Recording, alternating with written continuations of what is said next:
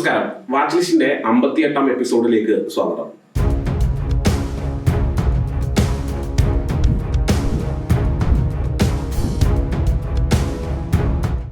പുതുവർഷം പുതുപ്രതീക്ഷകൾ തന്നെയാണ് വിപണി നൽകിയത്. ആഭ്യന്തര വിപണി കഴിഞ്ഞ ദിവസം പുതിയൊരു സർവകാല ഉയരത്തിലേക്ക് നീങ്ങി.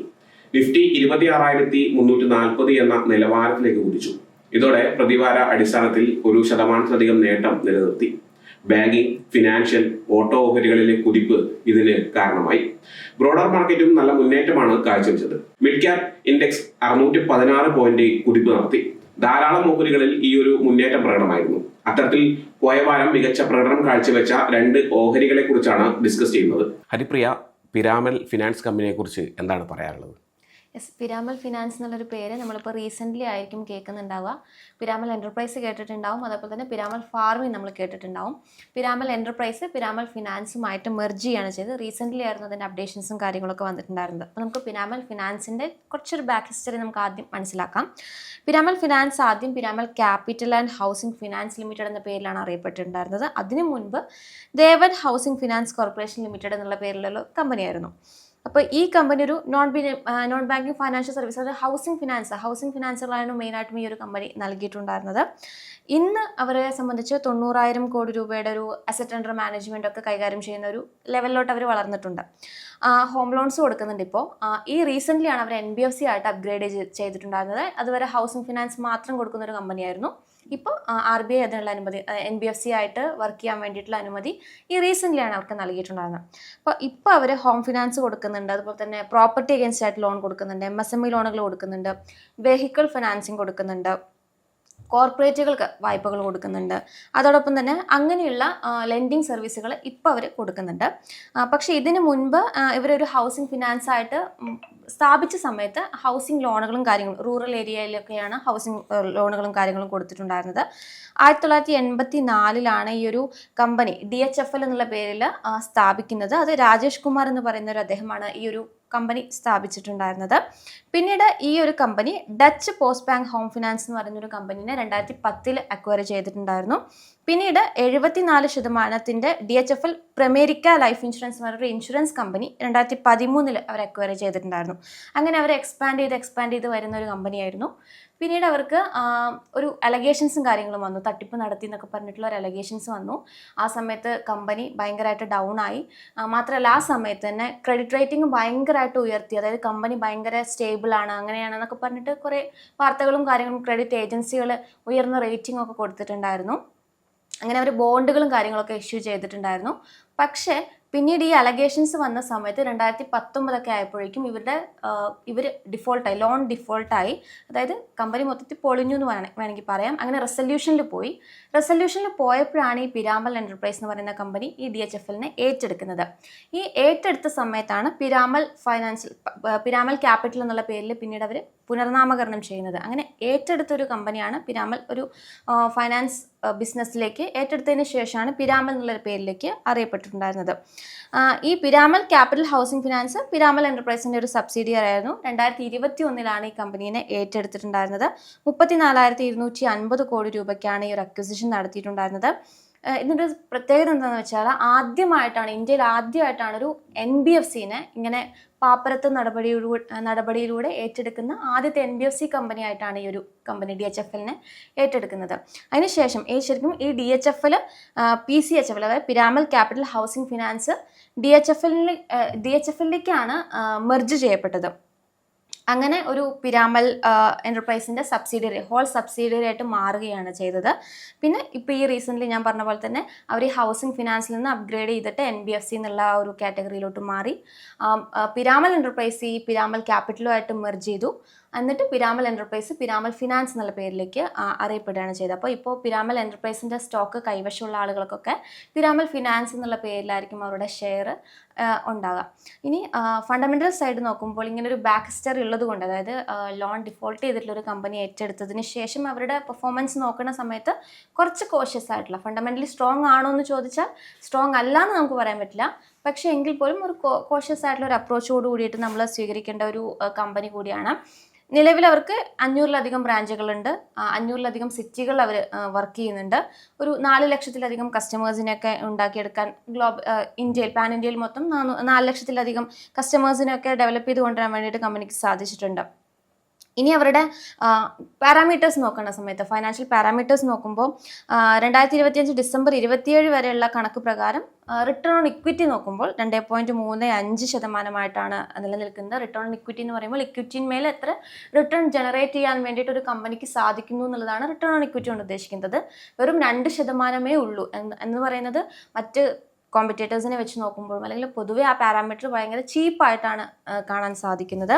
പക്ഷേ പ്രൈസ് ടു ബുക്ക് നോക്കുന്ന സമയത്ത് 1.3 ആയിട്ടാണ് നിലനിൽക്കുന്നത്. അത് ഭയങ്കര എക്സ്പെൻസീവ് ആയിട്ട് നിൽക്കുന്നുണ്ട്. അതായത് റിട്ടേൺ ഓൺ ഇക്വിറ്റി വെച്ച് കമ്പയർ ചെയ്യുന്ന സമയത്ത് ഈ ഒരു പ്രൈസ് ടു ബുക്ക് വാല്യൂ നോക്കുമ്പോൾ ഭയങ്കര എക്സ്പെൻസീവ് ആയിട്ടാണ് നിൽക്കുന്നത്. അത് ഒരു നെഗറ്റീവായിട്ട് നമുക്ക് പറയാൻ പറ്റുന്നൊരു കാര്യമാണ്. അതുപോലെ തന്നെ വാല്യുവേഷൻ നോക്കുന്ന സമയത്ത് അതായത് പ്രൈസ് ടു ബുക്ക് വാല്യൂ നോക്കുമ്പോൾ 1.4 ടൈംസ് ആണ് നിൽക്കുന്നത്. ഇതും എക്സ്പെൻസീവ് ആയിട്ടാണ് നമുക്ക് കാണാൻ സാധിക്കുന്നത്. ഇനി ഈ കമ്പനിയുടെ ഒരു പാസ്റ്റ് ഇയറിലുള്ള പെർഫോമൻസ് നോക്കുന്ന സമയത്ത് അത്ര തന്നെ ഒരു ഫ്ലാറ്റ് ആയിട്ടുള്ള പെർഫോമൻസ് ആണ് കാണാൻ സാധിച്ചിരിക്കുന്നത്. പക്ഷെ അവരുടെ ഫണ്ടമെന്റൽ സൈഡ് നോക്കുമ്പോൾ പ്രോഫിറ്റിൽ 348% ഒരു മുന്നേറ്റം രേഖപ്പെടുത്താൻ വേണ്ടിയിട്ട് സാധിച്ചിട്ടുണ്ട്. നെറ്റ് സെയിൽസ് പക്ഷേ വളരെ ഭയങ്കര ചെറിയൊരു വളർച്ച മാത്രമേ രേഖപ്പെടുത്തിയിട്ടുള്ളൂ. 2% ഒരു ഗ്രോത്ത് മാത്രമാണ് ഈ ഒരു കമ്പനി അച്ചീവ് ചെയ്തിരിക്കുന്നത്. ഇനി Q2 പെർഫോമൻസ് നോക്കുമ്പോൾ നെറ്റ് പ്രോഫിറ്റിൽ 62% ഒരു മുന്നേറ്റം കാണുന്നുണ്ട്. പിന്നെ പാറ്റ് നോക്കുമ്പോൾ 407 കോടി രൂപയാണ് അവർ റിപ്പോർട്ട് ചെയ്തിരിക്കുന്നത്. അത് ഇയർലി പെർഫോമൻസ് നോക്കുമ്പോൾ 150% ഒരു മുന്നേറ്റം രേഖപ്പെടുത്താൻ സാധിച്ചിട്ടുണ്ട്. നെറ്റ് സെയിൽസ് 2871 കോടി രൂപയായിട്ടാണ് റിപ്പോർട്ട് ചെയ്തിരിക്കുന്നത്. പിന്നെ അതുപോലെ തന്നെ എബിറ്റ് നോക്കുമ്പോഴും 1949 കോടിയാണ് റിപ്പോർട്ട് ചെയ്തിരിക്കുന്നത്. അത് ഒരു ഉയർന്ന എബിറ്റ് രേഖപ്പെടുത്താൻ വേണ്ടിയിട്ട് കമ്പനിക്ക് സാധിച്ചിട്ടുണ്ട്. പക്ഷേ ഇവരുടെ മറ്റ് പാരാമീറ്റേഴ്സ് നോക്കുന്ന സമയത്ത് ഒരു കോഷ്യസ് ആയിട്ടുള്ള ഒരു അപ്രോച്ചാണ് പൊതുവെ അനലിസ്റ്റുകൾ പറയുന്നത്. അതായത് ഈ പറഞ്ഞ പോലെ എക്സ്പെൻസീവ് ആണ്, അതോടൊപ്പം തന്നെ റിട്ടേൺ ഓൺ ഇക്വിറ്റി നോക്കുമ്പോൾ വളരെ ചീപ്പായിട്ടാണ് നിലനിൽക്കുന്നതെന്ന് കാണാം. പക്ഷേ പ്രോഫിറ്റ് ഗ്രോത്ത് ഈ ഒരു കഴിഞ്ഞ കുറച്ച് കാലയളവിൽ നോക്കുമ്പോൾ നല്ലൊരു ബെറ്റർ ആയിട്ട് രേഖപ്പെടുത്താൻ വേണ്ടിയിട്ട് കമ്പനിക്ക് സാധിച്ചു വരുന്നുണ്ട്. മാത്രമല്ല ഏർണിങ്സ് നോക്കുന്ന സമയത്തും ബെറ്റർ ആയിട്ട് വരുന്നുണ്ട്. അതുകൊണ്ട് തന്നെ ലോങ് ടേം പെർസ്പെക്റ്റീവിലേക്ക് അനലിസ്റ്റുകൾ എപ്പോഴും ഒരു ഹോൾഡ് എന്നുള്ള റേറ്റിംഗ് ആണ് ഈ ഒരു കമ്പനിക്ക് നൽകിയിരിക്കുന്നത്. അതായത് കൈവശമുള്ള ആളുകളെ സംബന്ധിച്ച് അത് വിറ്റൊഴിക്കേണ്ടതില്ല എന്നുള്ളൊരു അപ്രോച്ചാണ് പൊതുവെ അനലിസ്റ്റുകൾ സംസാരിക്കുന്നത്. എങ്കിൽ പോലും പുതിയതായിട്ട് പൊസിഷൻ എടുക്കണമെന്ന് ചോദിക്കുമ്പോൾ അവിടെ നമുക്കൊരു ക്വസ്റ്റ്യൻ മാർക്ക് വരുന്നുണ്ട്. അത്ര തന്നെ നമുക്ക് ഒരു ലോങ് ടേം പെർസ്പെക്റ്റീവിലേക്ക് നോക്കുമ്പോൾ ഈ തരത്തിൽ ഒരു വാങ്ങിക്കാൻ പറ്റുന്ന ഒരു സ്റ്റോക്കായിട്ട് ആണോ എന്ന് ചോദിച്ചാൽ ഇതൊരു സംശയമായിട്ട് പറയേണ്ട ഒരു കാര്യമാണ്. സ്റ്റോക്കിൻ്റെ PE 62.5 ടൈംസ് ആയിട്ടാണ് തുടരുന്നത്. ബുക്ക് വാല്യൂ 1210 രൂപയായിട്ടാണ് നിലനിൽക്കുന്നത്. ഡിവിഡൻഡ് ഈൽഡ് ഇല്ല, അതായത് ഡിവിഡൻഡ് നൽകാൻ കാപ്പബിൾ ആയിട്ടില്ല എന്നുള്ളതാണ് പറയുന്നത്. പിന്നെ ROC നോക്കുമ്പോൾ 7.73%. അതായത് ROCയും കമ്പാരിറ്റീവ്ലി മറ്റ് NBFCകളൊക്കെ വെച്ച് നോക്കുമ്പോൾ കുറവാണെന്ന് കാണാൻ സാധിക്കുന്നുണ്ട്. സോ മാർക്കറ്റ് ക്യാപ്പ് 38,819 കോടി രൂപയായിട്ടാണ് നിലനിൽക്കുന്നത്. ഇങ്ങനെയാണ് പിരാമൽ ഫിനാൻസിൻ്റെ ഒരു മൊത്തത്തിലൊരു ഫണ്ടമെൻ്റൽ വരുന്നത്. നമുക്ക് ഈ ഒരു സ്റ്റോക്ക് നമ്മൾ ഇന്ന് ഈ ഒരു വാച്ച് ലിസ്റ്റിൽ ഡിസ്കസ് ചെയ്യുന്നതിൻ്റെ ഒരു കാരണം എന്ന് പറയുന്നത് നമ്മൾ ഈ പറഞ്ഞ പോലെ നവീൻ ഇൻട്രോയിൽ പറഞ്ഞ പോലെ തന്നെ ബ്രോഡർ മാർക്കറ്റിൽ നല്ലൊരു റാലി കാണാൻ സാധിച്ചിട്ടുണ്ടായിരുന്നു. ആ കൂട്ടത്തിൽ പിരാമൽ ഫിനാൻസിൽ നല്ലൊരു റാലിയാണ് കാണാൻ സാധിച്ചത്. കഴിഞ്ഞൊരു വീക്കിലെ പെർഫോമൻസ് നോക്കുമ്പോൾ നന്നായിട്ട് ഈ ഒരു സ്റ്റോക്കിൽ ടെക്നിക്കൽ പെർസ്പെക്റ്റീവിൽ നോക്കുമ്പോൾ നല്ലൊരു മൊമെൻറ്റം കാണാൻ സാധിക്കുന്നുണ്ട്. ടെക്നിക്കൽ ഔട്ട്ലുക്ക് നോക്കുമ്പോൾ ഈ ഒരു സ്റ്റോക്കിൽ മൂവ്മെൻറ്റ് ഉണ്ട്. പക്ഷേ ഫണ്ടമെൻ്റലി ലോങ് ടേമിലേക്ക് നോക്കുമ്പോൾ കുറച്ച് കോഷ്യസ് ആയിട്ട് അപ്രോച്ച് ചെയ്യേണ്ടതാണ്. ഇനി പിരാമൽ ഫിനാൻസ് കമ്പനിയുടെ ടെക്നിക്കൽ സൈഡ് ശിവദേവ് വിശദീകരിക്കും. നമസ്കാരം. നമ്മളിവിടെ പിരാമൽ ഫിനാൻസ് ഈ ഒരു സ്റ്റോക്കിൻ്റെ ഡെയിലി ടൈം ഫ്രെയിമിലുള്ള ചാർട്ടാണ് ഓപ്പൺ ആക്കിയിരിക്കുന്നത്. ഈ ഒരു സ്റ്റോക്ക് റീസെൻ്റായിട്ട് സ്റ്റോക്ക് മാർക്കറ്റിൽ ലിസ്റ്റ് ചെയ്ത ഒരു കമ്പനിയാണ്. ഇവിടെ നമുക്കറിയാം ഈ ഒരു ഡേ 2025 നവംബർ 7-ാം തീയതിയാണ് സ്റ്റോക്ക് ലിസ്റ്റ് ചെയ്തത്. ലിസ്റ്റ് ചെയ്തപ്പോൾ മുതൽ നല്ല രീതിയിൽ സ്ട്രോങ് ആയിട്ടൊരു അപ് ട്രെൻഡ് കൊടുത്തു. അതിനുശേഷം ഒന്ന് തിരുത്തൽ നേരിട്ടു. സ്റ്റോക്കിൽ വീണ്ടും ഒരു ഹൈ ഫോം ചെയ്ത് റീബൗണ്ട് ചെയ്യുന്ന കാഴ്ചയാണ് നമുക്കിവിടെ കാണാൻ സാധിക്കുന്നത്. ലെവൽസ് നമ്മൾ ഓൾറെഡി ഇവിടെ മാർക്ക് ചെയ്തിട്ടുണ്ട്. ഈ ഒരു ക്യാൻഡിലിൻ്റെ ഹൈ നവംബർ 21-ാം തീയതി രേഖപ്പെടുത്തിയതാണ്. ഓൾ ടൈം ഹൈ 1784 രൂപയാണ്. ആ റേഞ്ചാണ് നെക്സ്റ്റ് റെസിസ്റ്റൻസ് ആയിട്ട് നമ്മൾ എക്സ്പെക്റ്റ് ചെയ്യേണ്ടത്. അതേപോലെ ഇപ്പോൾ ഒരു സ്ട്രോങ് ആയിട്ട് റെസിസ്റ്റൻസ് കൊടുത്ത ഒരു ഏരിയയാണ് 1698. ആ ഒരു ഏരിയ ലാസ്റ്റ് ഫ്രൈഡേ ഉള്ളൊരു സ്ട്രോങ് ആയിട്ടുള്ളൊരു ഗ്രീൻ ക്യാൻഡിൽ വെച്ചിട്ട് സ്റ്റോക്ക് ബ്രേക്ക് ചെയ്യാൻ നോക്കിയിട്ടുണ്ട്.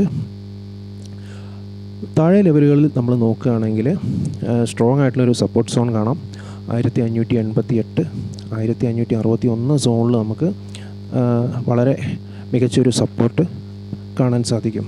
നമ്മൾ RSI ലെവൽസ് നോക്കുകയാണെങ്കിൽ ഇവിടെ നമ്മൾ ഈ ഒരു ഫോം ചെയ്ത സമയം മുതൽ തന്നെ ഒരു 67-60 റേഞ്ചാണ്, കംപ്ലീറ്റ് ഒരു ബുള്ളിഷ് സോണാണ്. പിന്നീട് ഒരു 58 ആ ഒരു റേഞ്ചിലേക്കൊക്കെ നമുക്ക് കാണാം.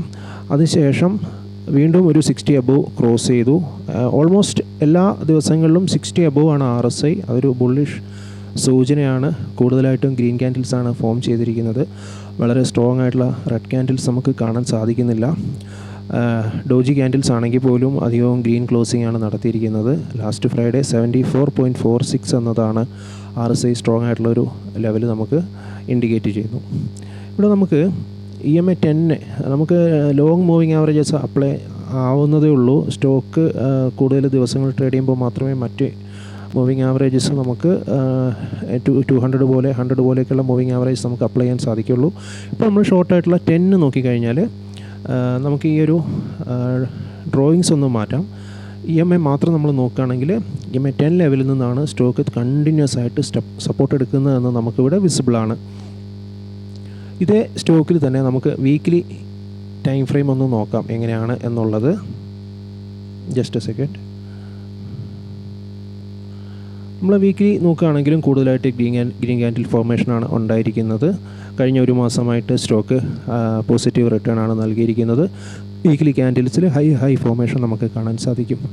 സപ്പോർട്ട് റെസിസ്റ്റൻസൊക്കെ നമ്മൾ നേരത്തെ മാർക്ക് ചെയ്ത ഏരിയകൾ തന്നെയാണ്. ഇത്തരത്തിലെ ലെവലുകൾ പരിഗണിച്ച് മാത്രം ഈ ഓഹരിയിൽ വ്യാപാരം അല്ലെങ്കിൽ നിക്ഷേപം നടത്താൻ വേണ്ടി ശ്രദ്ധിക്കുക. Thank U. ഹരിപ്രിയ, അടുത്തത് പോണ്ടി ഓക്സൈഡ്സ് ആണ്. എന്താണ് അതിനെക്കുറിച്ച് പറയാനുള്ളത്? പോണ്ടി ഓക്സൈഡ്സ് നമുക്ക് കഴിഞ്ഞ ദിവസമാണ് അതിൻ്റെ ഒരു ഓൾ ടൈം ഹൈയിലേക്ക് പോയിട്ടുണ്ടായിരുന്നത്. അതുകൊണ്ടും കൂടിയാണ് നമ്മൾ ഈ ഒരു വാച്ച് ലിസ്റ്റിൽ ഈ ഒരു സ്റ്റോക്ക് ഉൾപ്പെടുത്തിയത്. പോണ്ടി ഓക്സൈഡ്സ് എന്ന് പറയുന്നത് ലെഡാണ് മെയിനായിട്ട് അവർ മാനുഫാക്ചർ ചെയ്യുന്നത്. ഇന്ത്യയിലെ തന്നെ 2ാമത്തെ വലിയ ലെഡ് മാനുഫാക്ചറിങ് കമ്പനിയാണ് ഈ പോണ്ടി ഓക്സൈഡ്സ് എന്ന് പറയുന്നത്. അപ്പോൾ ഈ ലെഡ് എന്ന് പറയുന്നത് ലെഡ് ബാറ്ററി അതൊക്കെ ഉണ്ടാക്കാൻ വേണ്ടിയിട്ടാണ് മെയിനായിട്ടും അവർ സർവീസ് ചെയ്യുന്നത്. കമ്പനിയുടെ ഒരു പെർഫോമൻസ് നോക്കുമ്പോൾ ഫണ്ടമെൻ്റലി ഭയങ്കര സ്ട്രോങ് ആയിട്ടുള്ളൊരു കമ്പനിയാണെന്ന് നമുക്ക് പറയേണ്ടിയിരിക്കുന്നു. കാരണം കഴിഞ്ഞ കുറച്ച് വർഷങ്ങളായിട്ട് അവരുടെ ക്വാർട്ടർലി റിസൾട്ട്സ് നോക്കുന്ന സമയത്ത് നല്ല പോസിറ്റീവായിട്ടുള്ള റിസൾട്ടുകൾ റിപ്പോർട്ട് ചെയ്യാൻ വേണ്ടിയിട്ട് സാധിച്ചിട്ടുള്ളൊരു കമ്പനിയാണ്. ഗ്രോത്ത് നോക്കുമ്പോൾ സ്റ്റഡി ആയിട്ടുള്ളൊരു ഗ്രോത്ത് റിപ്പോർട്ട് ചെയ്തിട്ടുള്ളൊരു കമ്പനിയാണ്. നല്ലൊരു റോബസ്റ്റ് ഫൈനാൻഷ്യൽ പെർഫോമൻസ് നമുക്ക് കാണാൻ സാധിക്കുന്നുണ്ട്. പ്രത്യേകിച്ചും ഇപ്പോൾ മെറ്റലിനൊക്കെ നല്ല വില കൂടുന്ന ഒരു സാഹചര്യത്തിൽ കമ്പനിയെ സംബന്ധിച്ച് അവരുടെ മാർജിനിൽ ഇനി വരും ക്വാർട്ടേഴ്സിലൊക്കെ പോസിറ്റീവ് ആവാൻ സാധ്യതയുള്ള ഒരു കമ്പനി കൂടിയാണ്. ഈ ഒരു കമ്പനി 1995 സ്ഥാപിച്ചിട്ടുണ്ടായിരുന്നത്. ഇനി കമ്പനിയുടെ മറ്റ് പ്രത്യേകതകൾ നോക്കുകയാണെങ്കിൽ കഴിഞ്ഞ ദിവസം 1544 എന്നുള്ളൊരു റേഞ്ചിലോട്ട് വരാൻ വേണ്ടിയിട്ട് ഓൾ ടൈം ഹൈയിലേക്ക് കുതിക്കാൻ വേണ്ടിയിട്ട് സാധിച്ചിട്ടുണ്ട്. 2 ആഴ്ചയായിട്ട് നല്ലൊരു മുന്നേറ്റമാണ് കാണുന്നത്. 11% ഒരു മുന്നേറ്റം കഴിഞ്ഞ വീക്കിൽ രേഖപ്പെടുത്തിയിട്ടുണ്ട്. ഈ ഒരു വീക്കിൽ 7% ഒരു മുന്നേറ്റമാണ് സ്റ്റോക്കിൽ നമുക്ക് കാണാൻ സാധിക്കുന്നത്. ഓവറോൾ പെർഫോമൻസ് നോക്കുമ്പോൾ ഒരു മാസത്തിൽ 16% റാലി ഉണ്ടായിരുന്നു. 3 മാസമായിട്ട് 27% ഒരു മുന്നേറ്റമുണ്ട്. ഈ ഒരു വർഷത്തിൻ്റെ ഇടയിൽ 68% റിട്ടേൺ നൽകിയിട്ടുണ്ട്. 3 വർഷം കൊണ്ട് നല്ലൊരു മൾട്ടി ബാഗറായിട്ട് മാറിയിട്ടുണ്ട്.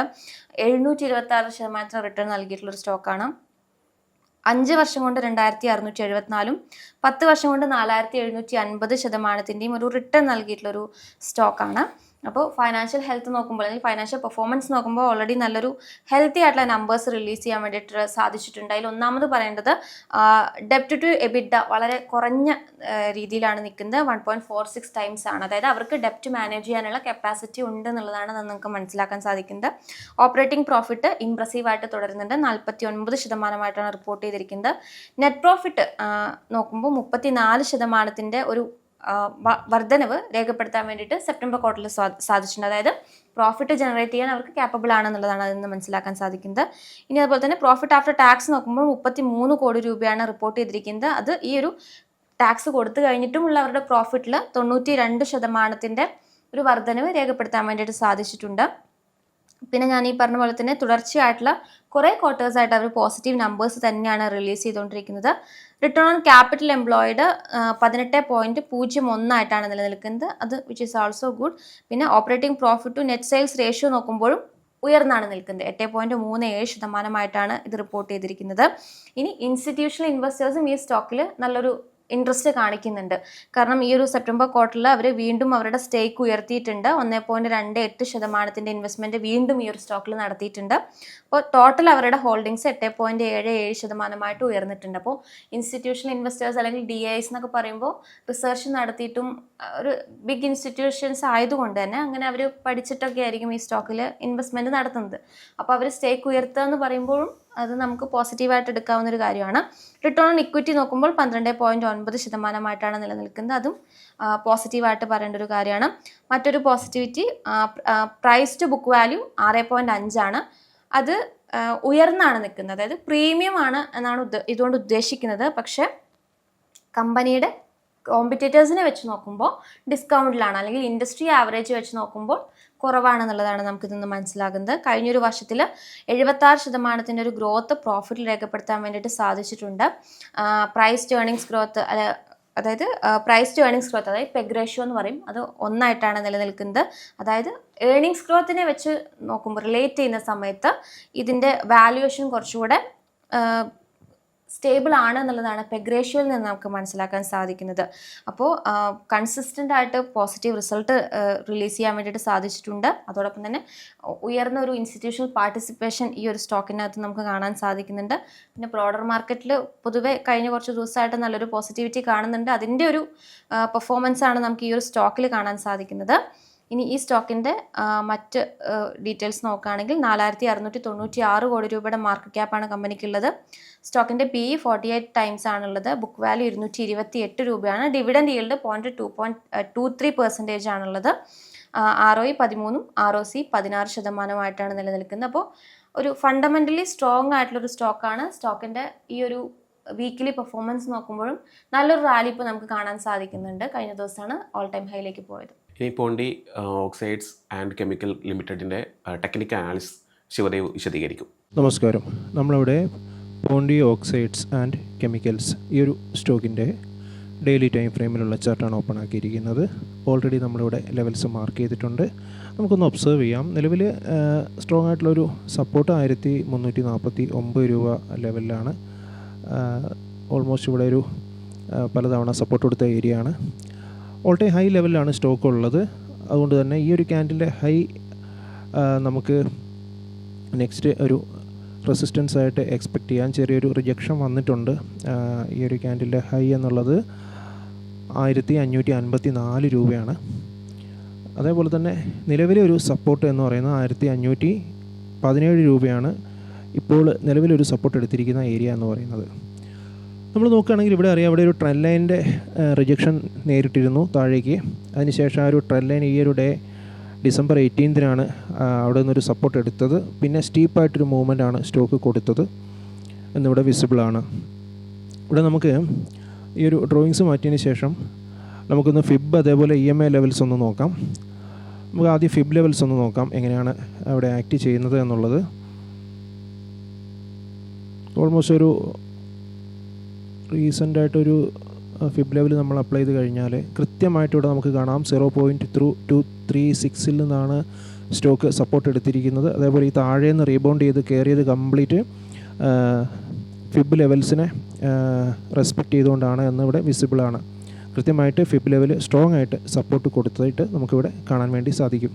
ഇനി അടുത്തതായിട്ട് നമുക്ക് ഈ ഒരു സ്റ്റോക്കിൽ ഒരു EMA ലെവൽസ് EMA 20, 50, 100, 200 പ്രധാനപ്പെട്ട മൂവിങ് ആവറേജ് നമ്മളൊന്ന് അപ്ലൈ ചെയ്യാണ്. ഇവിടെ നമ്മൾ നോക്കുമ്പോൾ തുടർച്ചയായിട്ട് EMA 20 അത് റെഡ് കളറാണ്, EMA 50 എന്നുള്ളത് യെല്ലോ ആണ്, EMA 100 ബ്ലൂ ആണ്, ഏറ്റവും താഴത്തെ ലൈൻ ഗ്രീൻ EMA 200 ആണ്. ഇവിടെ EMA 20 റെഡ് ഇവിടെ പലപ്പോഴായിട്ട് സ്റ്റോക്കിന് സപ്പോർട്ട് കൊടുത്തിട്ടുണ്ട്. അവിടുന്ന് ഒരു സ്വിങ് ഹൈ ഫോം ചെയ്തു. ഹൈ ഫോർമേഷനിൽ സ്റ്റോക്ക് മുകളിലേക്ക് പോകുന്ന കാഴ്ചയാണുള്ളത്. എപ്പോഴൊക്കെ EMA 20 ബ്രേക്ക് ചെയ്തോ അവിടെ താഴെ EMA 50 സപ്പോർട്ട് കൊടുത്തിട്ടുണ്ട്. ഈ ഏരിയയൊക്കെ നമുക്കത് കാണാം. അതിനുശേഷം ഇവിടെ അതേപോലെ തന്നെ EMA 20 ബ്രേക്ക് ചെയ്തപ്പോൾ 50 സപ്പോർട്ട് കൊടുത്തു. പക്ഷേ റീസെൻ്റായിട്ട് 50 സപ്പോർട്ട് കൊടുത്തില്ല. അവിടെ നിന്ന് താഴേക്ക് വന്നപ്പോഴത്തേക്കും EMA 100 അവിടെ ഒരു എത്തിയില്ല. അതിന് മുമ്പ് തന്നെ സപ്പോർട്ട് എടുത്തു. പിന്നീട് ഇവിടെ ഏകദേശം ഒരു ക്രോസ് ഓവർ എന്ന് പറയാൻ സാധിക്കില്ല, ചേർന്നിട്ടാണ് എങ്കിലും ഈ ഒരു ഏരിയയിലൊക്കെ ഒരു ഗോൾഡൻ ക്രോസ് ഓവറായിട്ട് നമുക്ക് കണക്കാക്കാം.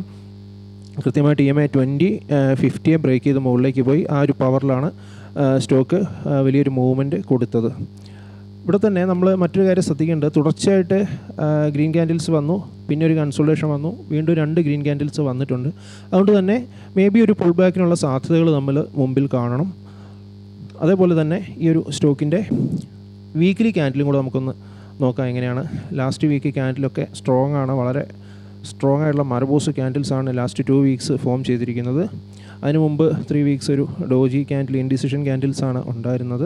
പക്ഷേ അതിന് മുമ്പും പലപ്പോഴും നമുക്ക് സ്ട്രോങ് ആയിട്ടുള്ള ഗ്രീൻ ക്യാൻഡിലിൻ്റെ സപ്പോർട്ട് നമുക്ക് ഇവിടെ കാണാൻ വേണ്ടി സാധിക്കും. ലെവലുകളൊക്കെ നമ്മൾ നേരത്തെ മാർക്ക് ചെയ്ത ഏരിയകൾ തന്നെ പരിഗണിക്കാവുന്നതാണ്. ഇത്തരത്തിൽ ഈ ഓഹരിയിലെ സപ്പോർട്ട്, റെസിസ്റ്റൻസ് അടക്കമുള്ള കാര്യങ്ങൾ പരിഗണിച്ച് മാത്രം വ്യാപാരം അല്ലെങ്കിൽ നിക്ഷേപം നടത്താൻ വേണ്ടി ശ്രദ്ധിക്കുക. Thank you. Piramal finance, Pondy oxide എന്നീ കമ്പനികളുടെ ഫണ്ടമെന്റൽ ടെക്നിക്കൽ അനാലിസിസ് ആണ് ഇന്ന് ചർച്ച ചെയ്തത്. ഇവിടെ ഡിസ്കസ് ചെയ്ത ഇൻഫർമേഷൻ പൂർണ്ണമായും എഡ്യൂക്കേഷൻ പർപ്പസിന് വേണ്ടി മാത്രമാണ് പങ്കുവച്ചത്. ഓഹരി നിർദ്ദേശമായി സ്വീകരിക്കരുത്. നിങ്ങൾ ഓഹരിയിൽ നിക്ഷേപം നടത്തും മുൻപ് സെബി രജിസ്റ്റേർഡ് അനലിസ്റ്റുകളുടെ നിർദ്ദേശം സ്വീകരിക്കേണ്ടതാണ്. വാച്ച് ലിസ്റ്റിന്റെ മറ്റൊരു എപ്പിസോഡിൽ വീണ്ടും കാണാം.